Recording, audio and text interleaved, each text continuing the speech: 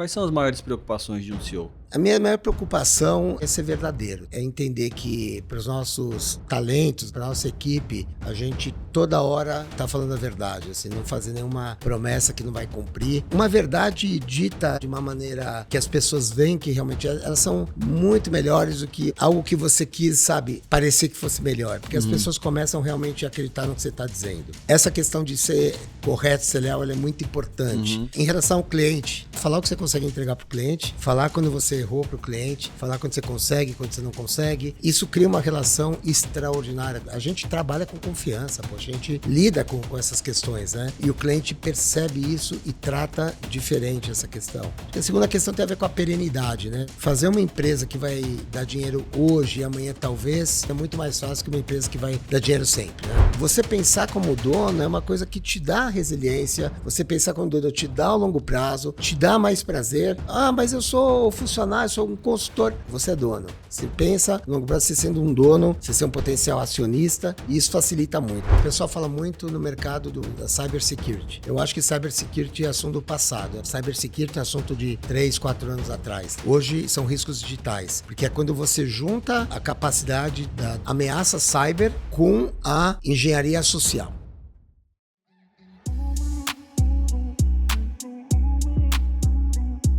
Olá, sejam muito bem-vindos ao AmplificaCast e hoje o tema do nosso episódio é como transformar mercados tradicionais com tecnologia. Mas antes da gente entrar nesse episódio, eu te convido agora lá no nosso canal do YouTube, se inscreve no nosso canal, aperta o sininho, as notificações e lá no Spotify nos avalie com 5 estrelas para continuar ajudando o AmplificaCast a alcançar mais pessoas. Nós estamos felizes porque estamos chegando no episódio 100, estamos com mais de 100 mil horas de visualização no AmplificaCast e ele tem se tornado um veículo importante para trazer histórias que vão inspirar as pessoas. E hoje, para falar sobre o tema, eu estou com um convidado especial. Estou aqui com o Fernando Fleider. Seja muito bem-vindo ao AmplificaCast, Fernando, e pode se apresentar. Obrigado pelo convite. Bom, sou o Fernando Fleider, 53 anos, engenheiro de formação. Sempre falo engenheiro de formação porque acho que como a grande maioria dos engenheiros estudou, sofreu, mas não pratica. Sou CEO da ICTS, que é um grupo que tem o risco como o nosso foco, por médio de algumas empresas que a gente tem, que é a Protiviti, a Alliant, a ICTS Security e a Safe Company. E estou aqui para dividir um pouco de história com vocês aí de como que a gente consegue essa transformação até um mercado menos conhecido como esse mercado de gestão de riscos, prevenção de riscos. Legal, muito bem-vindo aqui, Fernando. E me conta um pouquinho assim, quando você começou a sua trajetória profissional, você já sempre foi dono de empresa, foi sócio de empresa? Em qual foi o seu primeiro trabalho? Você falou que tem formação como engenheiro, né? Mas não atuante como engenheiro. Mas a engenharia também deve ter te ajudado na construção das suas empresas, né? Não, perfeito. Essa questão de ser dono não é uma questão que eu tinha necessariamente como algo na minha cabeça. Eu venho de uma casa que era uma casa que tinha empreendedores, né? Meus pais. Já tinha empreendedores. Meu pai sempre teve uma confecção, minha mãe sempre trabalhou com ele, então é uma coisa que eu nunca participei. Em São Paulo? Em São Paulo mesmo. Meus pais são imigrantes, mas eles chegaram, mexeram com confecção e eu nunca tive uma experiência em casa de alguém que trabalhasse para alguém. Então, o meu modelo, sem eu saber disso, era um modelo de dono de empreendedorismo. Eu acho que por isso, no decorrer de toda a minha carreira... Chegou a trabalhar na empresa da família? Assim, falar isso aqui é aquelas coisas que quando eu precisava de alguém era chamado, entregava coisas assim, sim. Quando alguém faltava, você ia lá repor. Alguém faltava, mas eu não posso chamar isso que era uma carreira, mas assim, era sempre um prazer estar lá com eles, eu ia bastante lá, mas eu acho que lá eu estava aprendendo mais coisas que hoje eu consigo entender, né, sob o ponto de vista dos desafios. Mas mais que nada, acho que é entender de eu não ter medo do que é você ter a sua própria empresa. Mas no decorrer da minha carreira eu fui estudar engenharia, fui morar no exterior, eu comecei minha carreira, meus estudos aqui no Brasil, cheguei a fazer 2 anos de poli aqui na USP. Fiz na poli. E aí eu fazia engenharia de produção e eu resolvi me mudar para Israel. Quando eu tinha 20 anos. E para melhorar ainda, eu me mudei lá para ir morar numa comunidade comunista agrícola, que é um chamado kibbutz. Então, você pode imaginar a felicidade dos meus pais quando eu tinha meus 20 anos e falei, olha, estou trancando a poli para ir ordenhar vaca em Israel e vou ver se eu consigo entrar na faculdade lá, né? Mas fato é que eu fui para lá. Ficou quanto tempo lá? Eu fiquei 6 anos 6 morando anos? lá, mas... Fala hebraico? Eu falo hebraico, sou fluente em hebraico. Que legal. E eu brinco que foi uma questão do que eu atirei no que vi, acertei no que não vi, porque eu vi a questão, né, de uma sociedade agrícola, comunitária, etc e tal. Eu demorei 1 ano e meio, 2 no máximo, para entender que eu não tenho nada de comunista. Mas eu posso falar isso tendo vivido. Tendo vivido, né? Pouca gente pode falar isso. Eu trabalhava quanto conseguia e ganhava quanto precisava. Mas mesmo lá, era uma coisa interessante, porque eu sempre... A minha dedicação, porque eu fazia era uma dedicação de dono. E, de fato, realmente, dentro do kibbutz, todo mundo era dono, né? E aí eu entrei, o que eu acertei? O que eu não vi, porque quando eu fui para lá, eu entrei numa universidade que é considerado Instituto de Tecnologia de Israel, que é uma faculdade chamada Technion, que é comparável a uma MIT e tal. Então, eu dei um upgrade nos meus estudos, assim, que se eu tentar comparar, não vai ser correto, porque não é comparável. É quase que falar computador, máquina de escrever. E apesar de estar na poli aqui. Mas eu tive, acho que essa felicidade, porque não era o motivo principal que eu tinha mudado, de ir para um lugar que tinha essa semente do empreendedorismo, né? Essa questão do Israel ser o Startup Nation. Sim. Ele começa dentro da minha universidade. Hoje tem muitas empresas, né? Mas a grande maioria saíram da minha universidade. Então, é uma universidade que tem prêmios nobres, que tem que ela vive grande parte pelos patentes do que ela criou. Então, esse bichinho foi me pegando. Eu fui primeiro trabalhar em consultoria lá. E aí, quando eu trabalhava em consultoria, eu fui chamado para voltar para o Brasil, para uma empresa para trabalhar com a questão de riscos, né? E que riscos que eu tenho a ver com isso, né? O pessoal pode pensar, poxa, eu estava em Israel, você foi para o Exército. Eu nem cheguei para o Exército porque eu estudei direto, né? Eu ia ainda para o Exército quando eu fui chamado e acabei voltando para o Brasil como consultor. Mas ainda assim, como consultor, ainda sempre vendo a empresa com os olhares de um dono, alguém que se preocupa genuinamente com o que acontece. Fernando, ainda em cima desse ponto, eu quero trazer aqui uma parte da mentalidade, né? Hoje a gente sabe que tem muitos profissionais que estão começando carreira, que já estão atuando dentro de uma empresa e tem aquele vislumbre de alcançar posições de liderança, alcançar posições como CEOs. Quais conselhos você daria para essa pessoa conseguir atingir esse resultado? Eu tenho vivido muito essa questão, porque eu tenho 2 filhos, né, que estão em idade de início de trabalho, né?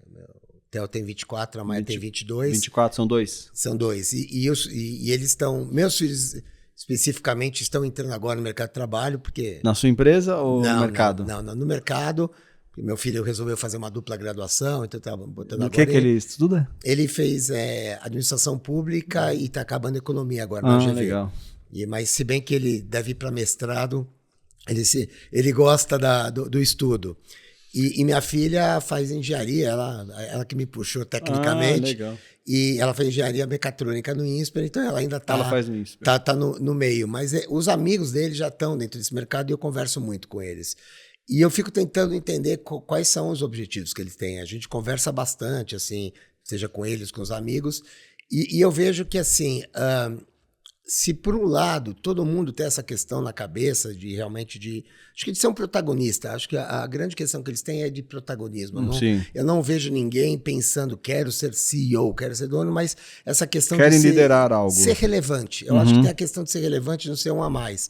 Ao mesmo tempo que é uma questão de longo prazo, eu vejo eles muito focados no curto prazo, ou seja, eu consegui ser efetivado. Poxa, legal, e agora? Agora vou sair da empresa. Por que não? Porque meu objetivo era ser efetivado. Eu queria uma promoção. É promovido e pede para sair da empresa. Mas calma aí, você acabou de ser promovido? Não, é que eu percebi que o que eu queria mesmo era ser promovido. Então, eu acho que hoje existe uma pequena confusão entre o que é meio e o que é fim. Né? E eu tento... Até porque a internet traz muita informação rápido e às vezes um vislumbre de sucesso a curto prazo, né? A curtíssimo prazo. Né? Se a gente for pensar a cultura dos influencers, quer dizer, se for pensar o que uma pessoa levava para ser um apresentador de um programa de TV ou do Estudar jornal horas. antigamente, horas, e depois ia e começava a escrever no jornal e depois ficava atrás da câmera, depois pegava o microfone. Eram anos e anos e anos. E hoje a pessoa pode pegar o celular, o luva de pedreiro, ficar chutando a bola lá e o cara tá no outro dia com 1 milhão de viewers, famoso, etc e tal. E isso eu consigo entender, porque isso influencia, porque a gente é influenciado pela nossa definição de sucesso, né? E acho que essas questões do sucesso muito rápido e muito reconhecido, acho que é uma coisa que acontece muito. Então, esses papos que botam a cabeça do pessoal no lugar, sabe? De falar assim, olha, é verdade, existe aí carreiras de influencers, etc e tal, mas isso aqui é 1 em 1 milhão. Mas, assim, o que acontece nas empresas é um pouco diferente. Então, eu até acho a velocidade, ritmo. A velocidade, o ritmo e essa pensar no longo prazo. E é uma geração que é difícil pensar no longo prazo. É uma geração que não tem nenhuma necessidade em dirigir, em ter um carro, não tem necessidade de ter o próprio apartamento. Então, porque as coisas estão ligadas. Eu quero ter meu apartamento, então eu quero ganhar mais para poder pagar e eu tenho financiamento. Então, assim, eu não acho que é simples o dilema desse pessoal. Acho que talvez isso vai acontecer muito, muito mais de olhando o exemplo ao redor, né? Então, acho que em casa, por exemplo, meus filhos, eles têm os exemplos de pais que seguiram carreira de longuíssimo prazo e são ambos realizados profissionalmente. Não, legal. E como que quais são assim os pensamentos que te norteiam ao longo da sua trajetória profissional, assim? Você é uma pessoa que se considera uma pessoa resiliente? Como que você se define? Olha, a grande parte do que me norteia é o longo prazo. Eu acho longo prazo. Isso é uma coisa que assim, vem de casa, de perceber que você tem que sempre pensar no longo prazo. As grandes vitórias são vitórias de longo prazo e o longo prazo ele é super complicado de você ver ele acontecer. A virada do longo prazo é muito difícil, ela é exponencial, mas ela é uma exponencial que começa muito devagarzinho e ela demora para acontecer. E você tem que ter, antes da resiliência, você tem que ter essa convicção, né? Acho que a segunda coisa que eu trago também é essa questão de pensamento de dono. Se você é empresário, se você é funcionário, se você é executivo, se você é cidadão, quando você olha tudo como sendo parte do teu mundo, né? E quando eu falo de cidadão, se eu estou na rua vendo alguma coisa acontecer, se eu não jogar o lixo na rua, é saber que assim, aquela rua é minha, né? Sim, eu sou dono daquela rua, então eu tenho que, se eu olho aquela rua como sendo minha, é tudo mais fácil, né? Uma das coisas que eu sempre falo, né? Eu sou aquelas pessoas que param para as pessoas atravessarem na faixa. E o exercício mais fácil que tem uma senhora para atravessar, foca nela como sendo tua avó, você vai ver que você para. Né? Então, quando você traz essa questão, você pensar como dono é uma coisa que te dá resiliência, você pensar como dono te dá a longo prazo, te dá mais prazer. Então, mas eu sou funcionário, sou um consultor. Você é dono. Você pensa no longo prazo, você sendo um dono, você ser um potencial acionista, e isso facilita muito. Então, eu acho que a questão de pensar como dono é muito importante. Outra coisa que me guia muito é que a relação entre pessoas são entre pessoas e não entre empresas. Então, qualquer relação que eu vou ter com qualquer pessoa, ela tem que ser independente de hierarquia, independente de interesses. Eu tenho que tratar outra pessoa como eu gostaria de ser tratado. Isso é verdade para pessoas que trabalham comigo, para meus fornecedores, para meus clientes, para os funcionários do prédio. Assim, isso é uma questão de entender pessoas como pessoa. Então, não existe uma relação CEO-consultor. Existe uma relação Fernando-Joãozinho. Sim. E isso aqui é uma das coisas que mais acho que se paga em tudo que eu faço na vida. Assim, essa questão ela volta de uma maneira, assim, a pessoa que você tratou dignamente, corretamente, uma hora ela vai aparecer na tua vida onde você menos espera e reconhecendo isso e te tratando dessa forma também. Então, acho que essa também é um valor que eu tenho e que eu acho que facilita muito. De certa maneira, tudo que eu te falei até agora são, na minha opinião, facilitadores e não dificultadores. Legal. E como que você tem lidado assim, com momentos difíceis? Quais foram os momentos mais difíceis que você passou na sua carreira? Então, foi no momento exatamente que eu fazia essa virada do executivo para o dono. Né? Então, eu vim trabalhar na ICTS, estava em Israel, fui contratado para vir aqui para o Brasil para fazer um trabalho em 1996, né? Um ano que muitos aqui que estão ouvindo não tinham nem nascido, e voltei para o Brasil, trabalhei bastante tempo na empresa. E em 2005, né, quando eu já estava há 10 anos praticamente na empresa, era uma época que a gente tinha uma empresa com grandes projetos, com muita dependência em cada projeto. E um dos projetos acabou de uma maneira positiva, chegando nos resultados, o cliente é nosso cliente até hoje, mas ele acabou e era um projeto que trazia aí algo como 30% de faturamento. Do faturamento até um pouco mais, 30% das pessoas e cerca de 1/3 do nosso faturamento estava para lá. E a gente não se adiantou a isso, estava meio claro, a gente em algum momento achou que ia ter uma continuidade, o projeto que estava indo muito bem, e na verdade foi uma hora que o cliente tentou continuar sozinho, e de novo, comercialmente falando, não tinha nenhuma promessa. O meu aconteceu, minha esposa tinha ido para o hospital, e a gente tinha um cliente importante que o faturamento dele representava uns 35%. E minha esposa ia ser internada, e eu, naquele momento que ela foi ser medicada e ser atendida, eu fui olhar o celular. Quando eu fui olhar o celular, tinha um e-mail do cliente cancelando um contrato importante. Aí eu respirei fundo, entrei lá, ela olhou para minha cara e falou: o que aconteceu? Eu falei: não, nada. Eu e minha esposa, nós somos sócios da empresa. Eu falei: não, nada. E eu tinha feito várias contratações para atender esse projeto. Foi uma decisão da Global, a Global reduziu a verba e a gente perdeu esse contrato. E lá do hospital a gente teve que fazer alguns desligamentos. Aqueles momentos você lembra exatamente onde você está. Meu Deus. É que nem 11 de setembro, todo mundo lembra onde estava. o Joesley Day, todo mundo lembra onde estava, né? Mas esse caso, então, foi algo que a gente não se antecipou, e aí quando o cliente falou, olha... Eu também não me antecipei, pelo contrário. Você estava sendo otimista, eu estava sendo ultra otimista. No começo de empreendedorismo eu falei, não, eu vou contratar mais gente, porque o sonho de empreendedor, quando você começa a abrir empresa, tem mais gente trabalhando no seu time, dá uma sensação, né, de que está crescendo, né? Pois é, e outra coisa, você não pode ganhar o projeto e não ter as pessoas, né? Você tem que apostar antes. Então, nesse caso específico, a gente teve que se reunir e falar assim, olha, a gente vai ter que, então, cortar 30% da companhia, que é uma empresa de serviços, não tem muito o que fazer. Não tinha nada em vista imediato que a gente pudesse fazer, e a gente teve que fazer esse corte. Porque eu digo que foi exatamente no momento da mudança, né? Então, foi difícil aqui, porque fazer um corte nunca é fácil, né? Independente da empresa ser tua ou não é tua. A gente, na época, eu com o outro gestor que dividia comigo a liderança do Brasil, a gente foi fazendo todas as demissões pessoalmente, explicando para todo mundo, tratando todo mundo com dignidade, ajudando no que dava para ajudar.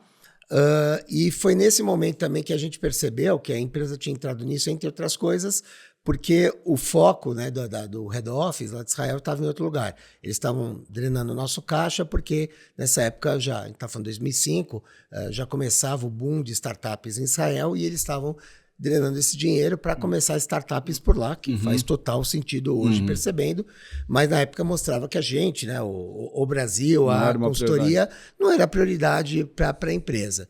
E foi nesse momento, logo depois que a gente fez essa redução, que eu me reuni com esse, na época, esse par, e com outros pares, na época 5 no total, e a gente falou, poxa, já que a gente está tendo que segurar essa bucha aqui dentro de casa, então a gente já é dono, de certa maneira, né? É a gente que está chorando aqui nas pessoas que estão sendo emitidas, o head office nem sabe quem são essas pessoas.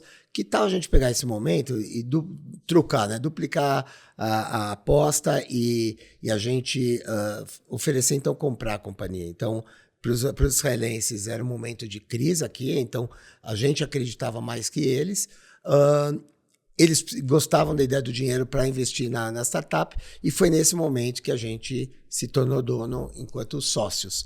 Então, é engraçado dizer isso, porque o contrato social mudou, mas a minha sensação não, porque eu de fato... Você sempre fez o que já tinha que fazer, né? Já fazia exatamente como se eu fosse dono de lá. Então, não foi uma grande mudança sob o ponto de vista, nossa, o que eu senti naquela hora? Não, a única coisa que eu senti naquela hora foi assim, olha, eu dobrei a aposta, se essa coisa não dá dinheiro agora, a bucha trabalhista, etc e tal, vai ser do meu bolso, não de outros, né? Que antes eu podia simplesmente chegar e falar, olha, não deu certo, tô indo embora, tô indo trabalhar em outro lugar, né? Então eu estava queimando essa ponte. Por outro lado, acho que deu ainda mais motivação de entender que a gente não podia não dar certo. Né? Legal. Você sabia que esse podcast, ele é da Amplifica Digital? Se você ainda não nos conhece, acesse o nosso site amplificadigital.com.br e lá você vai conhecer um pouco sobre o que a gente faz, os nossos serviços, o que a gente entrega para o mercado, para empresas de diferentes segmentos. Você também vai ter a oportunidade de conhecer o nosso portfólio, os nossos cases de sucesso. Você vai ter a oportunidade também de falar com um de nossos especialistas. Convido a acessar agora amplificadigital.com.br e se você precisa de um parceiro estratégico para te ajudar nas ações de marketing digital B2B ou B2C, fale com a gente e agende uma reunião agora.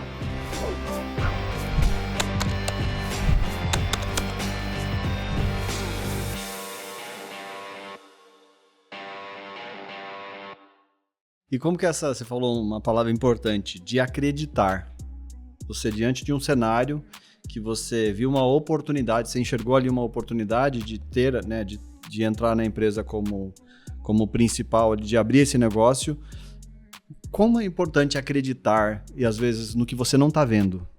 Você falou que estava num momento de crise e tal, mas você acreditou. O que você acha que foram as alavancas para você conseguir ter o sucesso? É interessante essa questão do acreditar, né? Porque acho que existe o acreditar otimista, não baseado, que de certa forma... Otimismo demais, né? Que é o que levou a gente para aquela situação, porque a gente sempre vendia, sempre renovava e tal, mas de fato, olhando friamente a posteriori, você vê que não tinha nada lá que o cliente tinha dito que ia renovar. Haveria uma renovação. Ele não havia dito nada ao contrário, mas a gente não foi perguntar também, eu podia ter perguntado isso 4, 5 meses antes, não um mês antes, né? Tem um episódio no Amplifica Cast que um dos convidados, que é dono de uma empresa de consultoria lá no Rio de Janeiro, de tecnologia, ele comentou assim que o CEO, ele entrava nas reuniões com o time, o cliente está gostando do projeto. Ele falou, tá, mas aonde que está escrito? Aonde que o cliente escreveu? Né? Porque essas coisas precisam, né? Se o cliente está gostando, vamos fazer um case, vamos gravar um case, vamos registrar essa informação. E nem sempre, quando a gente fala que as coisas estão acontecendo, significa que de fato elas estão acontecendo ou vão acontecer, né? Exato, mas a gente trocou nesse momento acreditar, que era um acreditar ilusório, não factual, para um acreditar baseado em fatos. Naquele momento, a gente pensou o seguinte, a gente tem uma equipe aqui excepcional. E grande parte dessa equipe que ficou nessa época até hoje nos acompanha. Então, a gente está falando uma equipe aí 20 anos juntos. A gente tem um produto maravilhoso. A gente trabalha com riscos e nada nos leva a crer que o Brasil vai parar, vai parar de ter riscos, né? Acho que o Brasil podia expor... O medo é latente, né? Não, o Brasil pode exportar memes e riscos, né? É o que a gente faz melhor que qualquer um do resto do mundo, né? A gente entendia que, apesar de ter um risco de caixa, tal, era uma coisa que não havia necessidade premente de alavancar, etc. e tal. Então, a gente acreditava que, de fato, a gente tinha algo muito bom na mão. Então, aqui era só a gente sair da rotina que a gente estava muito mal acostumado, né? Que a gente fala assim, nossa área de marketing e vendas era o telefone tocar. A gente nunca nunca fez um cold call na vida, porque era tão excepcional o que a gente fazia, tão diferente, tão necessário, que nos ligavam. Mas hoje em dia e era amigo traz amigo. Hoje em dia tem que fazer cold call. Não, desde aquela época que a gente começou. Fato é que quando já em 2006 a gente começa a fazer esses cold calls, etc e tal, a questão se realiza. Mas foi interessante a gente entender naquela época que a gente tinha tudo que era necessário, bastavam nos conhecer mais. E esse momento que a gente faz essa virada, e foi uma decisão correta, né? Hoje está muito claro dizer que foi uma decisão correta, né? Que o que a gente acreditava de fato acontecia. A gente não tinha nenhum... a gente não estava se iludindo naquele momento. Era, de fato, pô, a gente está uma empresa de serviço, você tem ótimas pessoas motivadas e você tem um assunto pertinente, pode acreditar. Uhum. Não, legal. E como que você atribui, por exemplo, essa questão do relacionamento, do network, para você ter êxito em grandes contas, em grandes contratos? Você falou também nos bastidores da parte de vendas, né? Você sempre teve essa veia de vender. O quanto isso, o seu relacionamento te ajuda a vender mais? É interessante isso, né? Porque, assim, nada é por acaso, né? Quando eu falo que a gente tinha essa questão mal acostumada, acho que tem uma questão relevante para ser dito. Quando a gente começou o trabalho aqui no Brasil, em 96, a gente tinha um cliente que era um cliente que sabidamente exigia uma exclusividade naquele contrato. Naquele produto. Então, eu não poderia trabalhar naquele produto com mais ninguém daquele segmento. E era uma exclusividade bem paga, era uma exclusividade que a gente tinha 3 anos de contrato, um contrato gigante, success fee, etc., que tudo deu certo, mas que em nenhum momento fazia sentido a gente ter uma área comercial, uma área de marketing, etc. e tal. E os donos desse cliente eram donos que estão entre as pessoas melhor sucedidas no Brasil. Eles foram levando a gente, eles iam comprando novas empresas e nos levando. Então, isso foi muito interessante. Então, o começo dessa expansão nossa foi uma expansão, eu diria, ligado a 3 grupos de empresários diferentes. Os nossos primeiros clientes, que são todos esses que eu vou fazer a referência sem dar o nome, estão entre os 10 mais ricos do Brasil. Olha. E na época, não é que não eram ricos, etc. Mas assim, isso é pura sorte de a gente ter sido escolhido por esse pessoal. Então, um foi esse, depois eles nos levaram a um segundo, porque eles tinham amizade, que continuou a mesma coisa, nos chamou para a empresa, e cada empresa que se abria foi levando, e teve um terceiro, esse mais para o setor financeiro, de private equity. Então, sob esse ponto de vista, a coisa foi acontecendo de uma maneira maravilhosa, e eu percebo hoje que eles gostavam da gente, porque a gente sempre foi muito leal, correto a eles. Assim, eles entendiam que a gente tratava eles realmente com a importância que merecem, e até hoje acontecem. E até hoje somos gratos, assim. Um deles veio a falecer há um tempo e eu mandei uma mensagem de agradecimento para a família, para a empresa, porque de realmente da relevância que ele teve na nossa vida. Então, esse network ele começou meio que como se você fosse montar o teu primeiro time, e você já tem lá o Ronaldinho, o Neymar, etc. e tal, por completa sorte, vamos dizer aqui nesse sentido, mas por a gente ter atendido eles corretamente. Depois, quando a gente teve que ir para um mercado, que era um mercado mais longe, a gente começou a trabalhar com o networking dos executivos em comum. A gente via, poxa, esse cara era financeiro dessa empresa, foi para outra empresa. A gente ia atrás, né? Era uma época ainda pré-WhatsApp, então não era uma questão tão óbvia, né? Quando você fala, é interessante a gente olhar, né, que questões como um WhatsApp, um LinkedIn. O LinkedIn já existia, mas ninguém usava, sim, né? Sim. O LinkedIn e o WhatsApp são coisas que acontecem mais forte aí nos últimos, sei lá, 8 anos, alguma coisa assim. Não era tão óbvio você chegar até a pessoa e ligar direto, Sim. sabe? Era coisa. Então, a gente foi fazendo isso via esses executivos e foi trabalhando e sempre fazendo um trabalho correto e sempre por pessoas que são amigas, via, poxa, amiga está em tal lugar, você pode me abrir a porta. Agora, o que eu percebi é que eles vão abrir a porta quando eles confiam no teu trabalho, quer dizer, o nome é tudo que a gente tem, né? Então, não é porque eu sou amigo de alguém que alguém vai me fazer um favor e expor. As pessoas iam colocando isso. Acho que a questão comercial vem a partir do momento que a gente sempre foi muito atento de entender qual que era o problema. Não é o que eu quero vender, mas é o que ele precisa comprar.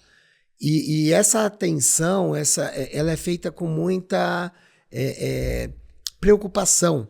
Quando o cliente está nos trazendo as dores, eu estou muito preocupado e pensando também em ajudar. Em ajudar, em como eu posso ajudar e se é que eu posso ajudar.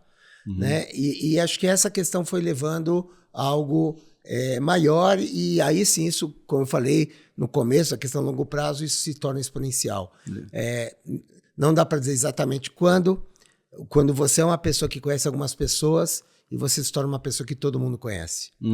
Eu acabei de ouvir um livro, foi o primeiro audiobook que eu escutei na vida, quis fazer o teste, gostei muito de um autor que eu adoro, que é o Malcolm Gladwell, e ele que inventou essa ideia do tipping point, né, de quando tem essa ponto de inflexão, e ele reescreveu, na verdade ele escreveu uma revisão desse tipping point 25 anos depois que ele escreveu o livro, falando sobre isso, quando essa questão vira, né, e é muito interessante que assim, essa virada, ela não... Quando ela acontece, ela leva tempo para acontecer, mas quando ela acontece, ela é instantânea. Então, hoje eu posso dizer que eu me tornei para esse mercado, junto com a ICTS, junto com a Protiviti, Arent, por aí vai, eu me tornei uma referência do mercado. Então, legal. O mercado tem alguma questão, eu preciso fazer uma investigação, eu preciso trabalhar um tema de prevenção, eu sou meio que uma referência que as pessoas vêm buscar. Legal. Então, isso é muito legal porque isso é o longo prazo. Isso não acontece baseado no nada. Isso acontece depois que você já ouviu falar muito que uma empresa está entregando. Legal. Quais são as maiores preocupações de um CEO? Poxa, eu falando por mim ou pelos meus clientes CEO? Né? Não, por você. Por você, com a responsabilidade que você tem. A minha maior preocupação acho que é ser verdadeiro, tá? É entender que para os nossos talentos, né, para a nossa equipe, a gente toda hora está falando a verdade, assim, não fazer nenhuma promessa que não vai cumprir. Acho que me lembro claramente quando começou a Covid, a gente teve que se preparar, botou todo mundo em casa e começou a falar semanalmente por lives, e a primeira questão da live é: cuidem da sua saúde. Isso era real. Não adiantava falar, cuida da sua saúde e vem trabalhar presencial. Não, era real.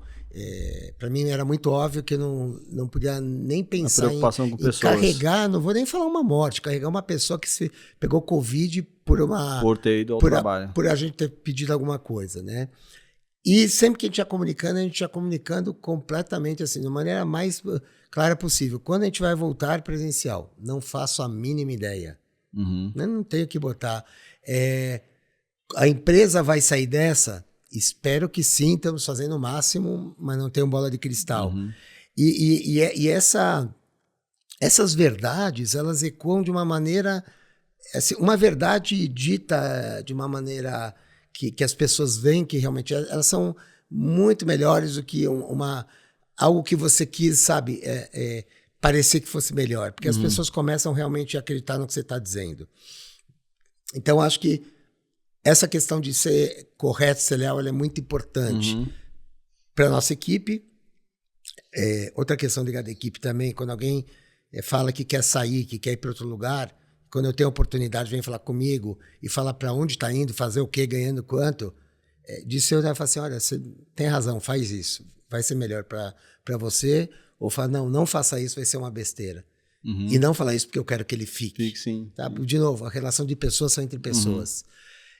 Em relação ao cliente, falar o que você consegue entregar para o cliente, falar quando você errou para o cliente, falar quando você consegue, quando você não consegue. Isso cria uma relação extraordinária. A gente trabalha com confiança, a gente lida com essas questões, né?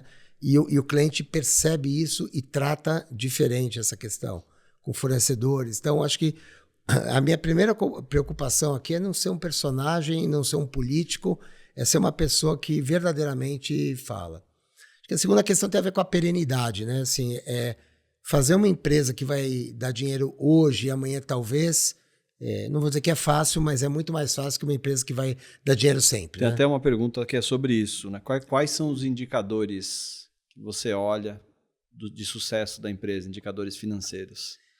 A gente, fora dos mais óbvios... Aí depois né? você vai falar para mim qual que é a margem líquida que você considera essencial para um negócio. Então, você sabe que é interessante isso, porque é o seguinte, né? A ideia de a gente falar hoje é bastante dessa transformação tecnológica, né? A gente é uma empresa que começou pura como consultoria, né? E a gente se tornou uma empresa tecnológica nos últimos anos, de muito desenvolvimento. E escalar com o serviço, né? Exige, automaticamente você aumenta a base de clientes, precisa aumentar o número de pessoas. Você não escala. E, consequentemente, você tem problemas com uma despesa alta, né? E às vezes nem sempre a entrada é compatível. A qualidade, né? E a única coisa que você escala quando você é puro serviços, você escala teu back-office, né? Sim. Você não precisa de 2 CFOs, né? Mas E com tecnologia você consegue fazer isso, né? Você não escala, e essa é uma das críticas que eu tenho quando, de repente, venture capitals ou private equities querem consolidar o mercado e que ele é completamente disperso, não porque ninguém viu a oportunidade, é porque ele não é escalável. A gente começa a ter essa questão de tecnologia para escalar e porque a tecnologia ela começa a ser parte importante da solução. Isso é uma coisa que vem de 10 anos para cá. Legal, 10 anos. Então, muito fortemente, eu diria, nos últimos 6 anos, tá? O que acontece no começo é que, enquanto a gente não é uma empresa de serviço, é muito simples. Porque, assim, lucro igual margem, igual geração de caixa, igual dividendo, é tudo igual. Assim, eu nem entendia direito, para ser sincero, porque existia balanço, DRE, EBIT, não sei o que, isso era tudo a mesma coisa. Né? Porque a gente, balanço para quê? Eu não tenho assets, né? Que asset, o meu asset é a capacidade do meu pessoal. Das pessoas, né? Quando a gente começa a desenvolver, tá? Hoje a gente é uma empresa com 35 desenvolvedores, e começa a ter que ativar, e começa a depreciar, eu começo a, calma aí, mas eu dei lucro, mas eu vou olhar lá no banco, o dinheiro, o caixa não está igual ao lucro. O que aconteceu aqui? O que aconteceu é que você botou todo o dinheiro agora em alguma questão que você vai tirar do resultado nos próximos 5 anos. E essas questões começam a mudar para eu ter que olhar outros tipos de indicadores. Porque até então, até a gente ter essa questão era muito simples. A gente vai olhar carteira de clientes, a gente vai olhar recorrência de clientes, a gente vai olhar a margem que está dando, né? Via de regra, assim, a gente como sócio, a gente quer ter um dividendo, então é quase que ao contrário. Se o dividendo está crescendo, quer dizer que o negócio está crescendo. Né? E na empresa de tecnologia, vocês têm um SaaS, um software? A gente tem uma plataforma, a gente tem de tudo, né? A gente tem software que a gente vende puramente como software, mas a gente tem plataforma que a gente vende embarcada nos serviços, que é o caso do canal de denúncia, por exemplo, que a gente tem, uma plataforma que o cliente usa, que as denúncias são registradas, mas tem uma pessoa que atende o 0800. Então, é uma mistura. A gente vende, de fato, a plataforma, mas tem uma questão aqui de serviço, ela não é completamente escalável sem pessoas, porque, obviamente, se eu tenho que atender um telefone, sim. Mas ela é muito mais escalável, porque a tecnologia, a gente tem trabalhado já com inteligência artificial nos últimos 2 anos. Tá? Então, é interessante, né? Parece pouco, né? Mas 2 anos atrás ninguém falava em inteligência artificial. E a gente já tinha inteligência artificial ajudando a gente a ter o nosso pessoal mais eficiente, né? Então, hoje, quando eu estou olhando esses resultados, eu não posso olhar só o resultado do hoje. Eu tenho que entender, porque alguma coisa que eu estou desenvolvendo, eu vou ter que buscar nos próximos anos. Você está investindo para poder... A questão da inovação começa a ter importância. Quanto que eu estou fazendo de entradas que são ligadas a produtos que não existiam? Então, essa é uma das questões super importantes para a gente. Né? Então, hoje em dia, obviamente, existe a questão da margem, dos nossos custos, do tamanho do back-office. De empresa de serviço, assim, qual que é o percentual que você considera ok para uma empresa de serviço de margem líquida? Então, vamos lá. Para uma empresa de serviço de cérebros, tá? Porque é diferente de uma terceirização intelectual, né? Uma empresa, você tem empresas que são o que eu falo da terceirização das mãos, né? A terceirização das mãos, a margem é muito baixa. Na verdade, quando você faz a terceirização das mãos, muitas vezes você vai fazer para pagar menos porque você não quer dar os benefícios da tua empresa, etc. e tal. Acho que grande parte aí das diferenças sociais que a gente tem no Brasil é exatamente por isso, né? Pela perversidade, né? Que é interessante, a gente faz leis tentando combater a perversidade das diferenças sociais, a gente acaba aumentando elas, né? Então, eu começo a botar uma série de direitos trabalhistas no CLT e isso faz as empresas tirarem os funcionários e botarem outras empresas com menos direitos. Isso acaba piorando em vez de melhorar, né? E quando a gente está dentro do nosso setor, né? Quando a gente fala de margem bruta, né? A gente começa a entender que uma margem bruta interessante é uma margem bruta em torno de 40%. Daí para cima. né? Porque você, com essa margem bruta, tem que pagar depois o teu back-office, você tem que pagar os teus desenvolvimentos. Essa parte, antes, se você não inovava, você estaria lá no que vem, daqui a 2 anos. A não inovação mataria em 10 anos. Hoje, a não inovação te mata em 1 ano. Eu participei de um evento com aquele CEO da Wizards, esqueci o nome dele, da WhatsApp, o Flávio Augusto, e ele falou sobre equity. Né, que tem um empresário que trabalha pela gorjeta, ou seja, ele fica pensando sempre ali no lucro, mas tem um empresário que ele é o construtor e que ele pensa no valor da empresa, do que ele está gerando para aumentar o tamanho da empresa no mercado. Você já chegou em algum momento que você fez a avaliação de equity da sua empresa?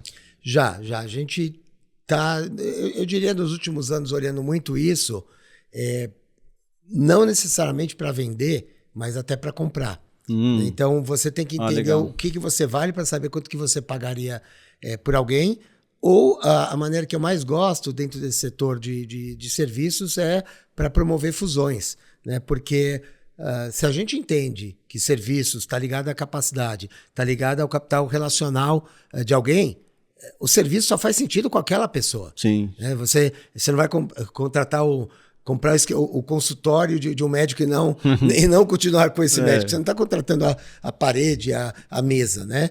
Então, por isso, a gente tem olhado muito, e essa questão de equity é muito importante. E a outra questão que muda muito, porque o mundo da consultoria é um mundo que o equity é muito incerto. Você pode achar o que você quiser em relação a quanto o teu negócio vale, mas se ninguém quiser pagar, e o medo de pagar tem exatamente a ver com essa questão, mas se você for embora, ela não vale nada.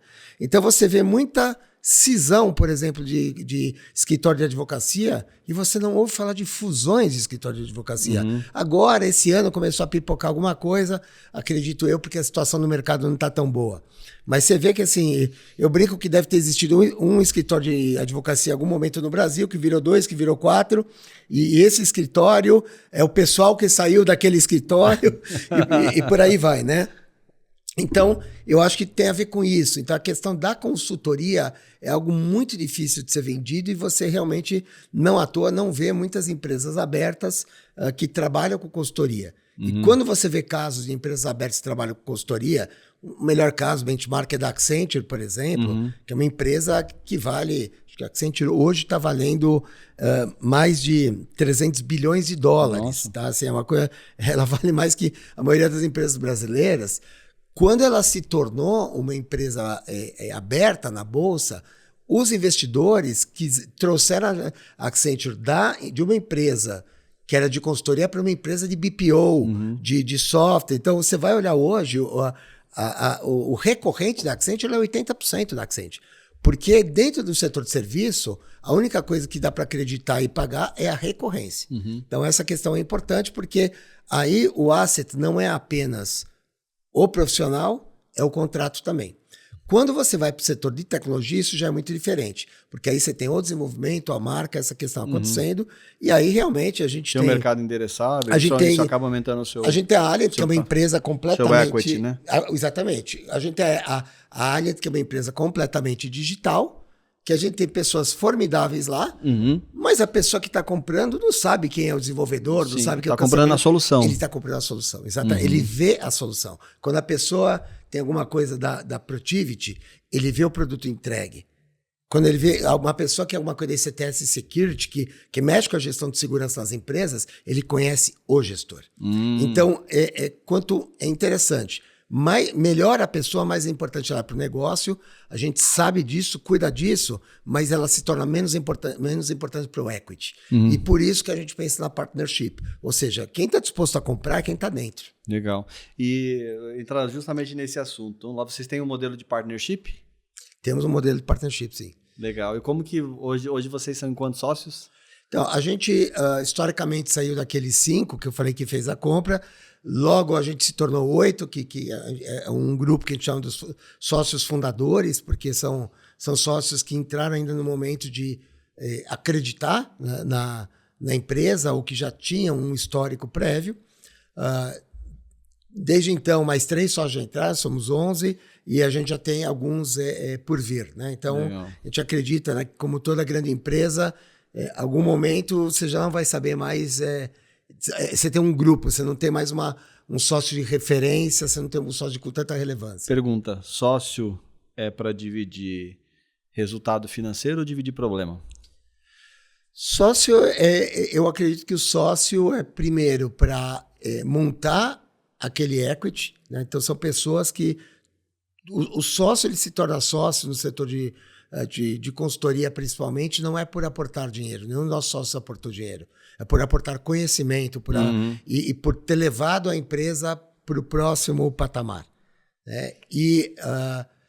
E quando ele sai, ele tem o reconhecimento de ele ter ajudado nessa escala e ele sai dentro dessa capacidade. Então, o sócio é alguém para você trabalhar em equipe, pensar junto dentro desse mercado. Existem lugares, e cada vez mais de novo, eu sou um CEO novo dentro desse mundo da tecnologia que tem acontecido nos últimos anos. Eu tenho entendido que existem outros tipos de sócios, como, por exemplo, o sócio capitalista. Por quê? Porque quando você está no mercado de desenvolvimento, você tem que desenvolver, você tem que vender. Então, a tua área comercial e desenvolvimento ela é caríssima. Sim. Você precisa de cash para isso, se você quer continuar ganhando dividendos. E tem também os sócios que sabem te ajudar nessas questões de M&A, que sabem te ajudar a pensar numa compra, numa venda. Então, são tipos de sócios. Esses sócios do mundo da startup, da tecnologia, eles são bastante diferentes dos sócios do mundo da consultoria. No mundo da consultoria, você tem que ser um entendedor. Consultoria, quando eu falo para consultoria, estou falando do mundo dos tributários, dos advogados, assim, não. Os grandes sócios de advocacia são grandes juristas, tributaristas, não são banqueiros que botaram dinheiro lá. Então, e eu acho que também tem essa questão social também nas empresas de investimentos, né, que a gente vê. As empresas de investimentos são aquelas pessoas que fazem, que depois até se tornam banco. Acho que o BTG é o grande benchmark para qualquer um, né? Que se você entender que esse cara é responsável por fazer a gente melhor. Então ele tem que ganhar do fato de a gente ser melhor. Legal. E até em cima desse ponto, quais são as características que uma pessoa se torna elegível para se tornar um sócio da empresa, sua empresa? A gente tem dois momentos dentro da empresa. A gente tem um momento que a pessoa se torna um associado, tá? E associado para a gente é uma transição de carreira. Associado para a gente não é uma forma Ela sai de uma função CLT e ela se sai torna... de uma função CLT, bastante tempo de CLT para se tornar um associado. Tá? E se tornar associado... Tem um tempo mínimo? A gente tem os nossos parâmetros, a gente tem exceções, mas via de regra são pessoas que você vai olhar o nosso corpo de associados, a idade média é 10 anos que estão na companhia. Legal. Mas por que a questão do tempo mínimo? É porque, obviamente, as pessoas que se tornam associadas são pessoas que já são da liderança da companhia. Então, uma pessoa que entrou como analista, consultor, etc. e tal, obviamente, o tempo mínimo dele é diferente de uma pessoa que já entrou como gerente, já mostrou o trabalho, que pode entrar mais rápido. Mas para estar dentro desse corpo de associados para a gente, ele tem que mostrar sobre o que a gente chama que tem o nosso DNA. E esse DNA é esse pensamento como dono, é esse pensamento de longo prazo. São pessoas que querem construir algo e não são pessoas que pulam de lugar para lugar. Então, tem uma série de características que colocam a gente, porque o associado, sob o nosso ponto de vista, é a shortlist das pessoas que vão se tornar sócios. É uma curadoria. Então, todos os nossos sócios foram associados antes, 100%. Nunca ninguém entrou como sócio diretamente. Não, legal. E conta um pouquinho, assim, quando a gente fala de gestão de riscos, de análise de risco, quais são os riscos mais comuns nas empresas que vocês atuam? Vocês atuam em grandes clientes, mas quais são os riscos que vocês ajudam as empresas a mitigar? Eu costumo dizer que o risco é que nem energia, né? Ele nunca acaba, né? Ele se transforma, eu acho que é até pior que a energia, porque ele se transforma e se acumula. Então, se a gente for olhar nos últimos 20 anos o que tem acontecido, e o mercado de riscos, ele mudou completamente nos últimos 20 anos, porque se eu for olhar de 20 anos para trás, os riscos eram muito parecidos.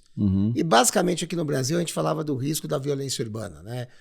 Dos assaltos, dos desvios, dos roubos, etc. e tal, que perdurou muito tempo e continua, infelizmente, perdurando de forma diferente, porque ele vai conversar com os outros riscos que eu vou falar agora. Então, o mercado da violência urbana, ele também se digitalizou, né? Eu costumo falar assim, a pessoa, ela é desonesta, ela é criminosa, não quer dizer que ela não seja gente boa e que ela seja burra. É simplesmente uma questão de ética e não de capacidade. Depois a gente começa a ter questões de riscos ligados, digamos, mais à questão de regulações, né, que é algo que é completamente novo no Brasil. Então, começa as regulações que vêm de fora, uma primeira regulação sendo, 2 regulações vindo dos Estados Unidos, que é o FCPA, que são para empresas que não podem ter atos de corrupção fora dos Estados Unidos, e a Sarbanes-Oxley, né, que também vem falar dos controles internos, que ele vem conversar muito com o que acontece com Americanas muito tempo depois, né? Então, ele começa a trazer um tipo de risco que é um risco do mercado. Né? Então, se você é assaltado ou não, o mercado não está nem aí com isso, contanto que você traga margem. Agora, se você não tem controles internos, se você manipula resultados, o mercado não gosta disso. Então, você começa a ter riscos que são riscos mais ligados a esse tipo de questão. Depois a gente começa a digitalizar tudo. Então, o que foram os riscos de TI, que depois se transformaram em riscos cyber, e que eu chamo hoje de riscos digitais, porque não são apenas cyber, ele muda completamente. Né? Eu gosto de falar que o momento que a gente pode, se a gente quer chamar, ter um marco zero aí, talvez tenha sido de 99 para 2000, quando aparece o bug do milênio. Aos que têm um pouco mais de 30 anos talvez vão lembrar isso, mas em 99 a gente achou que o mundo ia acabar, porque todos os computadores eles só tinham 2 dígitos para o ano, e de 99 ia para 00, o computador ia achar que a gente voltou 99 anos e tudo explodia. Era basicamente isso. E foi o que foi interessante, que talvez tenha sido a única crise que a humanidade lidou de uma maneira de longo prazo, 2, 3 anos lidou com ela, de uma maneira preventiva. Então, fez tudo certinho e não aconteceu nada, né? Então, é o contrário de todas as outras crises. Mas, nesse momento, a gente já vê... Foi quando eu acho que caiu a ficha de quanto que o mundo já estava digitalizado. Que acabaria assim, eu não teria água, não teria energia por isso acontecer. Não é só que eu não conseguiria entrar na internet. E aí, a partir daí, começa a desenvolver uma série de riscos, que são esses riscos digitais, que eles vão aumentando conforme a digitalização no nosso mundo está aumentando. Então... Seja digitalização, você está falando de varejo, que varejo tinha um grande problema dele sendo a violência urbana, né, de pessoas entrando na loja, roubando, etc. e tal. Quanto mais e-commerce ele vai se tornando, ele está muito mais preocupado com fraudes digitais. De cartões. De cartões. E se você vê, quer dizer, hoje você tem... Eu estava vendo um gráfico dos Estados Unidos, né, que já está chegando em 30% de todo o varejo americano sendo e-commerce. Então... 30% do varejo americano não está nem aí para a violência urbana. Mas eu consigo... O risco foi transferido, O risco foi completamente transferido e o crime foi completamente transferido. Só não entrou nesse novo mercado o criminoso que não sabe entrar nesse mercado. Então, assim como para o mercado de trabalho, né, que antigamente quem tinha as mãos que funcionava, hoje quem tem a digitalização funciona. A mesma coisa nesse mercado. E isso vai crescendo de uma maneira gigantesca, primeiro com os vírus, depois com os ataques hackers, etc. e tal, e vai subindo, até que chega hoje nos riscos de ESG, que são riscos de preocupação da sociedade, né, sobre o ponto de vista do que está acontecendo na sociedade, né, o que está acontecendo no ambiente. Né, a questão é mais do mercado em relação a isso. Então, tudo isso que eu falei, eles vão se somando. Agora, o risco ESG, as questões de se falar em sustentabilidade existem há 200 anos, sempre se fala de sustentabilidade. O pessoal só começa a prestar atenção quando dá ruim. Né?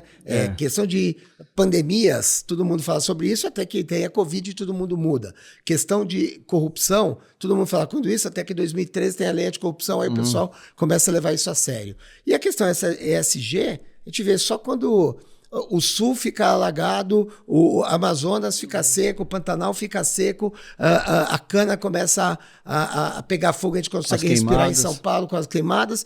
Só nesse momento que a gente começa a perceber. Então, eu não falo aqui do ESG sobre o ponto de vista propositivo do que o ESG traz, que eu estou no mundo do risco.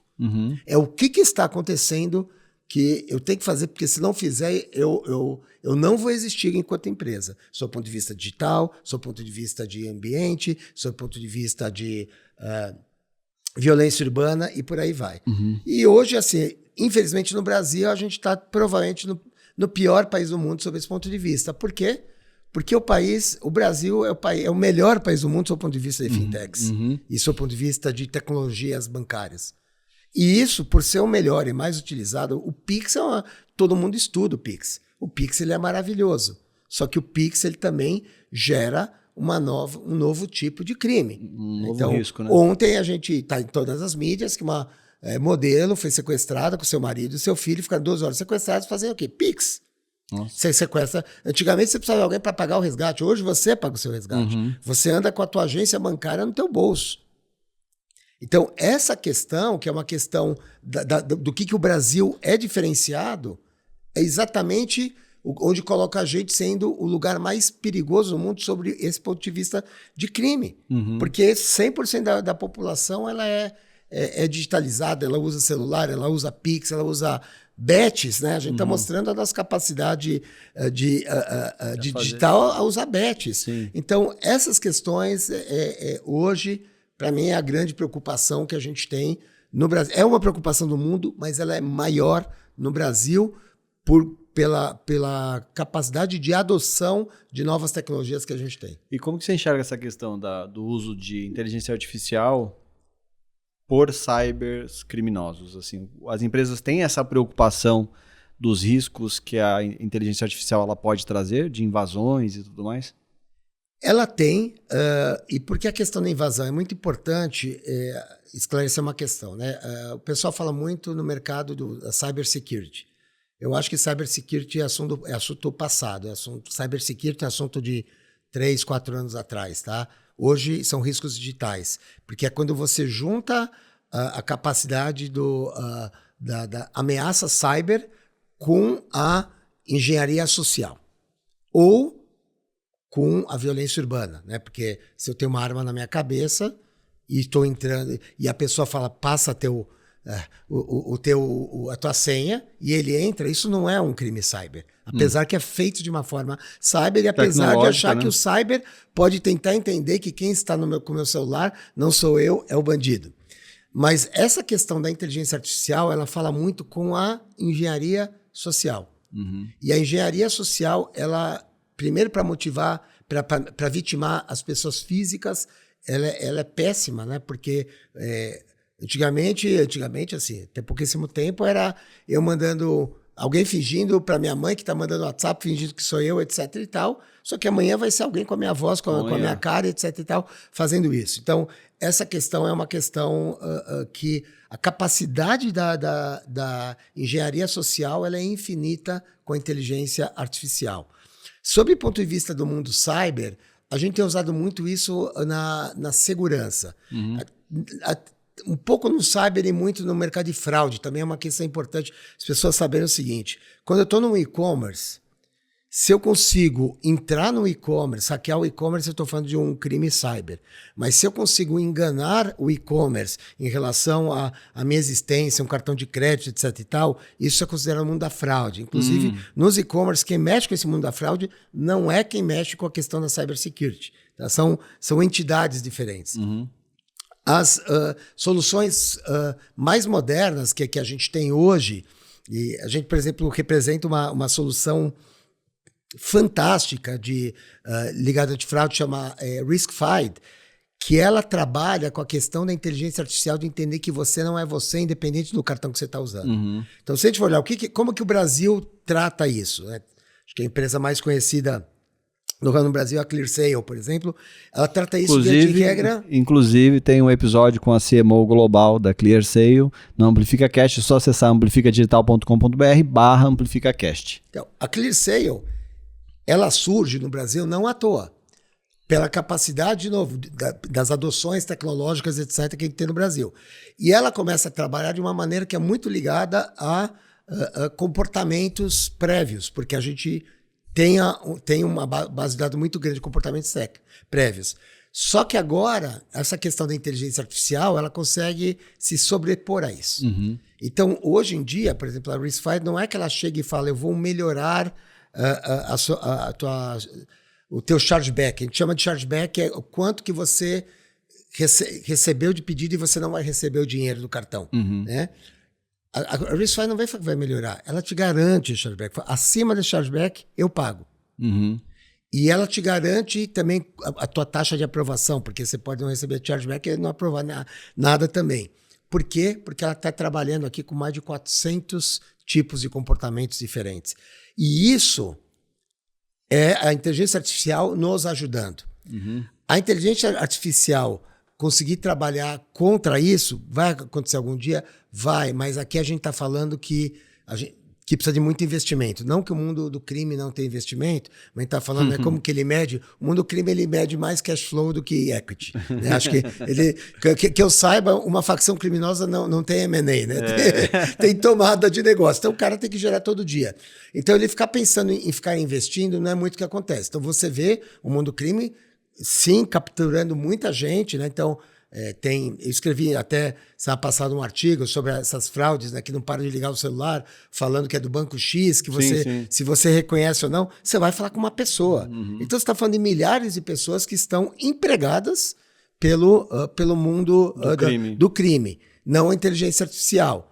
Pode vir a usar alguma coisa? Pode, mas lembrando que a inteligência artificial, eles vão ter que contratar gente que sabe desenvolver, vai ter que pagar para isso. Então, eu acho que a inteligência artificial hoje, sob o ponto de vista das empresas, ela está muito mais no lado preventivo do que vitimar as empresas. No ponto de vista das nossas pessoas físicas, aí sim, a inteligência artificial está muito mais do lado dos bad guys. Legal. E como que você... Comenta um pouquinho para nós das empresas. São várias... É um grupo, uma holding, várias empresas. Conta um pouquinho a atuação de cada uma. Então, a gente tem várias empresas, hoje são 4 empresas que elas foram nascendo conforme os riscos foram sendo criados. Então, provavelmente, se a gente continuasse apenas em violência urbana como risco, a gente teria uma empresa. Primeiros projetos que a gente fez aqui no Brasil eram projetos de segurança pessoal contra sequestros. Sequestros de longo prazo, não, esses relâmpagos, que o Brasil, anos 90, é o lugar com mais sequestros do mundo, junto com a Colômbia. Né?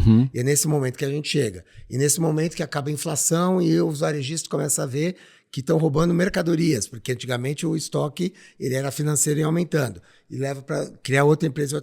Então, a maneira que a gente foi criado, então a gente sai dessa questão da violência urbana com a ECTS Security, que trabalha essas questões de segurança pessoal e segurança empresarial, muito ligada à questão de transportes, de roubo de carga e de relação com comunidades. Né? Então, tem vários lugares. O Rio de Janeiro é um lugar que isso é muito relevante, que você tem que ter um diálogo com as comunidades no entorno para conseguir trabalhar.